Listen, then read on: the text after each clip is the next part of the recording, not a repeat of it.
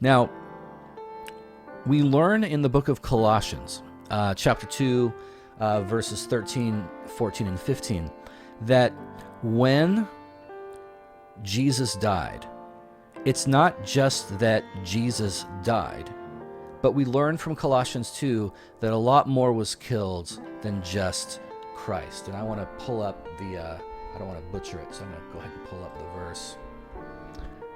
Paul writes, "And you who were dead in your trespasses and the uncircumcision of your flesh, God made alive together with him, having forgiven us all our trespasses by canceling the record of debt that stood against us with its legal demands. This he set aside, nailing it to the cross. He disarmed the rulers and authorities and put them to open shame by triumphing over them in him." Okay? So the whole system, the whole Mosaic economy, we read about it in certainly in Romans and Galatians and quite a bit in Hebrews too. That whole economy, according to which there's a sacrificial system, there's a priestly class, there was a tabernacle, eventually a temple, and we'll talk more about the temple here in a minute. That entire system, with its legal demands, Paul says, has been put to death.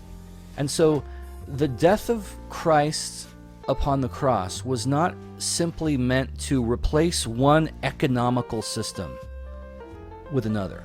By economical, I'm not talking so much about money as I'm talking about an economy, a way of doing business. You scratch my back, I'll scratch your back. If you help me out here, I'll help you there. A little quid pro quo, some mutual back scratching. Sign here and we'll have a mutual exchange of goods and services. Payment will be rendered and the accounts will all be balanced, right? That is all describing a kind of economic system, according to which grace is dispensed by performing certain actions, right? It kind of sounds like that vending machine. You push the right button, you get the desired result. You want a Snickers bar, you press that button. You want love, joy, peace, fulfillment, and lasting happiness, you push the Jesus button, right? That whole economical approach, this Mosaic economy, this old covenant, Paul says, has been put to death. It's almost as though the Mosaic economy with the tables of stone, the Ten Commandments, all of it has been nailed to the cross, okay? And so Paul says that this entire serpentine system, characterized, he even says, by rulers and authorities, which is a most likely reference to sort of demonic entities, right? Paul is connecting the same way we've been doing this vending machine approach to spirituality with the devil, right? The principalities and powers have been put to open shame. God has made a mockery of this idea that there is some sacred object that we can get. It's just around the bend. It's just over the horizon. If we only do X, Y, or Z. That entire way of doing spirituality, Paul is saying, has itself been put to death. Now, the entire system that I've been describing, as I said, has as its central component what I'm calling a sacred object. I'm not sure if I've used that specific term in my prior talks, but I've been building up to this. In the Garden of Eden, that sacred object was that sense of completeness and wholeness that the serpent promised was right there for Adam and Eve. If they would only overcome the prohibition, bite the apple, they would have all the fulfillment that they craved, right?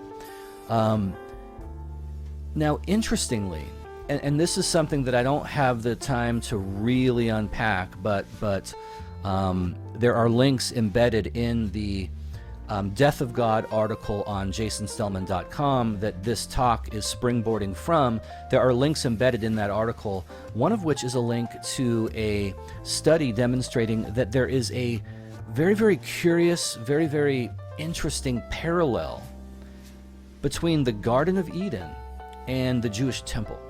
Okay? The Garden of Eden functioned like a sanctuary, as it were. The world was God's temple, and Eden was that most holy place within it, at the core of it, right?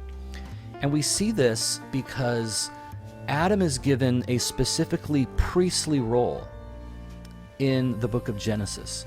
God says to Adam, I want you to tend and keep the garden.